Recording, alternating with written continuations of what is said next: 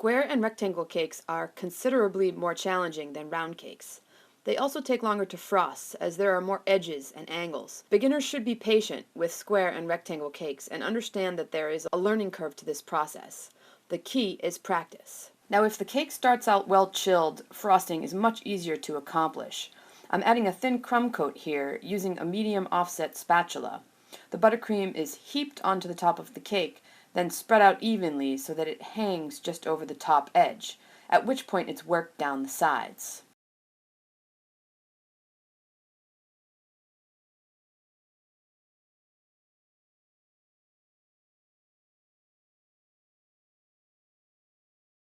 The bench scraper is especially helpful for squared shapes in terms of cleaning up the sides and squaring off the corners. Here I'm scraping the excess off the crumb coat into a bowl, not into the main buttercream supply. Swipe along each side of the cake, pulling off any extra buttercream.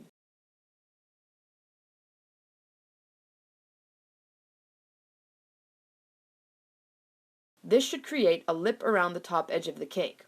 Level off that lip with a medium offset spatula using only the back edge of the blade.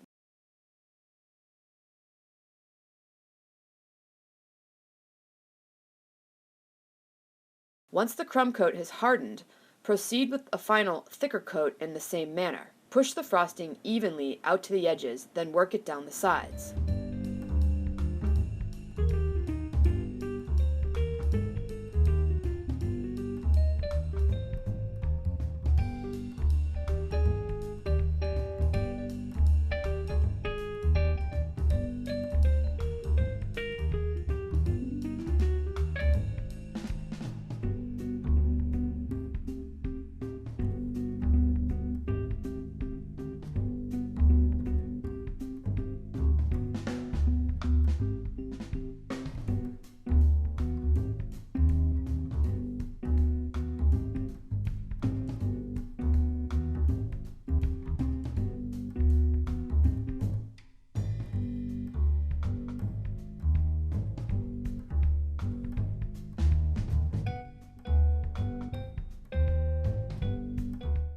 My trick to achieving sharp edges on squared cakes is to first build up the corners with extra buttercream. Really load it on there so that each corner juts up and out like the bow of a boat. I add a little more buttercream than is actually needed all the way around.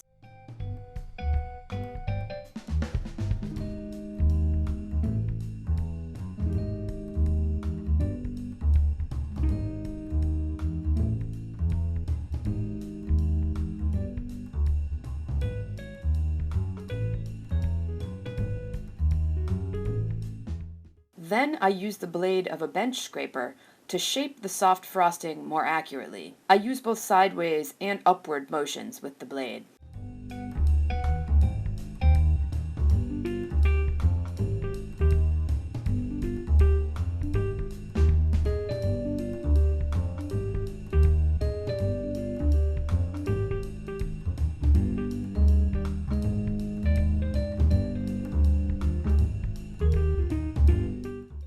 A lip should form around the top edge of the cake. Scrape that away with a medium offset spatula.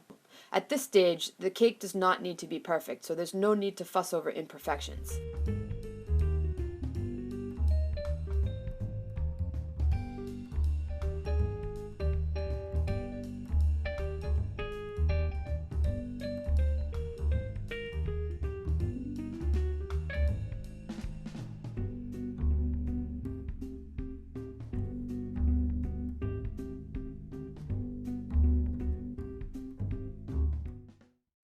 Patch up any areas where the buttercream is thin or has a hole. While the cake is still roughly frosted like this, put it in the refrigerator and allow it to chill for at least 1 hour. At this point, it will be much easier to sharpen up the sides and corners because the buttercream will be hard. Press and swipe along the sides of the cake with a steady and firm pressure, whittling the surface down until it's smooth.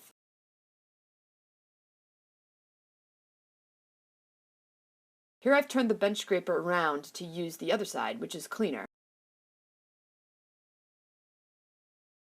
If the cake is still cold, now is the time to also smooth out the top with a medium offset spatula.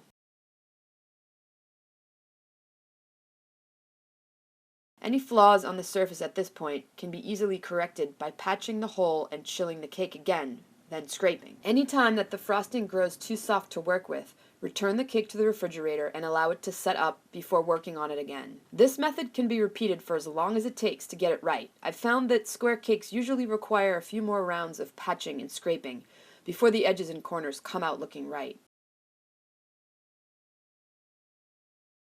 Once the finished cake has had a chance to chill for at least an hour, I run the pad of the finger along the edge, which is usually a little raggedy.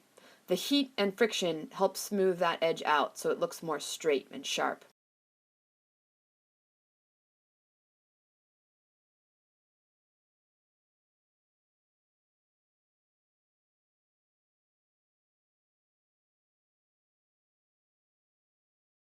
Here's another example of how to apply a final coat of frosting to a square cake.